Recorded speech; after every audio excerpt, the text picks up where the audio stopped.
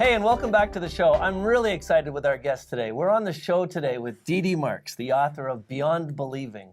And this is an epic fiction book that there are so many different pieces to. I've tried before we got on the show today to try and figure out the right way to start this, and I just couldn't come up with the proper lead-in.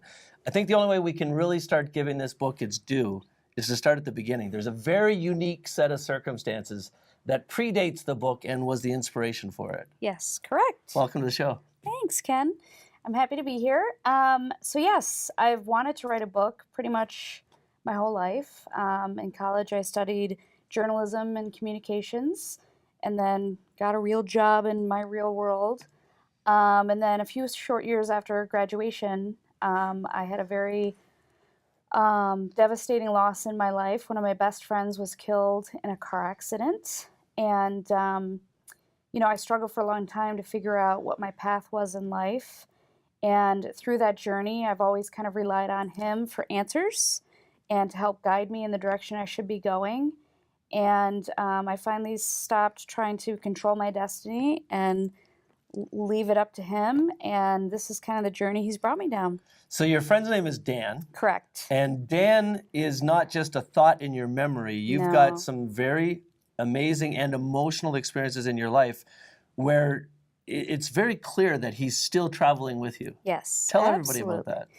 So, it's been 21 years, and at the time of his passing, as most people can probably relate, when they lose a loved one, they want to still feel connected or feel their presence, feel them with them.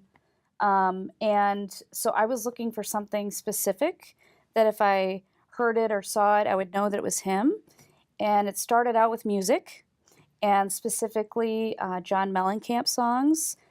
Small Town, because he died when he was young, 23, and it talks about that song was, the lyrics are very much like, I was born in a small town, I lived in a small town, my friends were in a small town. So it just really talked and captured the essence of his short life. Mm-hmm. And I still hear that song constantly to this day, but it's even broadened beyond that. I see license plates or... But we're not talking like an I see dead people type of thing. Like there's some really real heart-touching events that have happened to you at very important parts in your life. Right. Where it's very easy for you to realize that your past friend is still helping you along the way. Correct. Why don't you talk about one of those experiences? Help your listeners and readers now understand it. Sure. So, I document everything that's ever happened because I want to remember what I've asked for and how he's delivered that answer to me.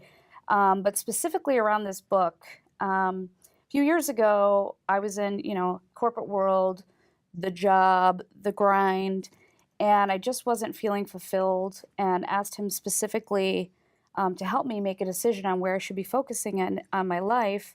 And at the time, I was in a job I didn't like, and a dead-end job, and I had been interviewing, and doors kept closing, and I was very, very frustrated. I was like, why can't, I'm trying to get out of this experience, but I can't. I'm doing everything in my power to change my path, and it was not working. Doors kept slamming. And then I actually got let go from my job, which was the best thing that ever happened to me. Yeah, absolutely. It was like I was afraid to quit, but the answer was made for me. So in that moment, it was like this huge weight had been lifted, and I really got back to the roots of who I was. And that's when I started opening myself up to hearing his messages. And specifically around the book, I typically ask for something, and not necessarily what he's going to deliver, but if he delivers something, that I would know that it was from him.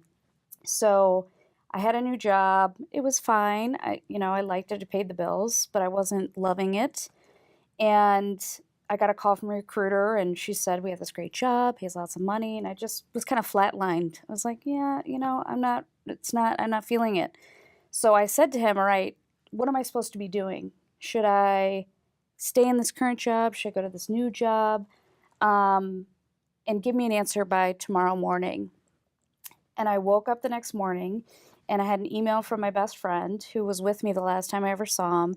And she said, I know you keep talking about wanting to write this book, and I saw this and I thought of you. And it was a sticky note that said, write the frickin' book already. And I was like, wow, well, now he's just irritated and yelling at me. And from that moment on, the second I gave in to really pursuing this journey, I mean, doors have been opening left and right for me. Wow. It's been incredible. So, but Beyond Believing is not a supernatural book about somebody believes that you're walking with the dead. It's a romance. It's a love story. Tell people about it. Sure. It's loosely based on my life, told in a fictional sense, and it's about how I'm addicted to friendship, basically. And 20 years later, I still miss him like you couldn't, anybody misses a loved one that's passed on. But he's guiding me to my journey and my destiny in this book. So it really is paralleling my life in terms of me trying to make certain choices and them not working out. And then as soon as I give in, he's opening all these amazing doors I couldn't even imagine. Wow. So it's like I'm writing my own ending. And as I'm writing it, things are coming true that I'm writing. It's incredible. So it's loosely based on my life. There's several characters in it, a few that are made up, several that are from different parts of my life. I won't tell you who they are. So it's great to take your life and add some panache to it. Absolutely. It's fun to just make stuff up, or I put a story in a different place and it actually happened in my life, or embellish upon it. So it's been really, really fun. And it flowed out of me. It just was very natural to tell the story. And I really think that it's going to tug on a lot of people's hearts. Anybody who loves a romance is going to love this book. There's a lot of twists and turns and things that you don't expect. And, I wanted to tell it not from a religious point of view or a spiritual point of view, but anybody who's lost somebody who wants to feel connected, that if they listen close enough, they're still very connected. Okay, I understand all that, but tell me about the romance. So in my personal life, this character is very close to my heart, but has some different facets than I do. And I chose to write the book from two different perspectives. So one from the main character, Olivia's perspective, and then I write it every other chapter, Olivia and then Finn. And Finn is the gentleman she ends up finding in her journey. But I parallel their lives from teenage years until they meet, which is probably late 30s. Mm-hmm. And he's from Scotland, and he's a chef, and he is married before I meet him, and he goes through a loss himself. So we're both on these parallel journeys, going through, devastating things in our lives. And we figure out that his wife and my friend Anne have actually been guiding us to each other from the other side.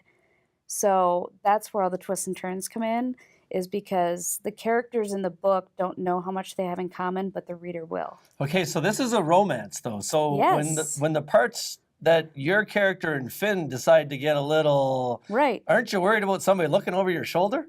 Nope, not at all. So, it's in the book, actually, it's when I throw away everything in my perfect little world, that's when I end up meeting him. So if things wouldn't have happened the way they did, right, I would have never been led to him. And if things wouldn't have happened in his journey the way they did, we meet at the exact point in life when we're supposed to. So normally I like to ask people, if you read any book, or if you've ever read one of the great books in time, most of the greatest books in the world, be them fiction or not, are always remembered for one thing. If I think about the greatest fiction books or nonfiction books I've ever read, I can always think of one takeaway. Right. What's the takeaway for your readers? I really wanted to write this book for me personally as just a personal goal, but I'm hoping it will entertain thousands and thousands of people. It's the type of book I would want to read. But most importantly, it's listening to your inner voice and really staying true to that. I'm over 40, and it took me this long to listen to it, and I stayed the safe path, if you will. I'm not married, I don't have another income, and you're afraid to take risks. But the second I really decided to pursue what it is that I love, it's been amazing, like beyond belief, like beyond anything I could have possibly imagined. Beyond believing. Yes, absolutely. Well, I've been in the studio here with DD Marx. Her book, Beyond Believing, is already catching a lot of people's attention. If you're in the mood for a romance, a thriller with many twists in it that can bring you up from where you're at, check it out.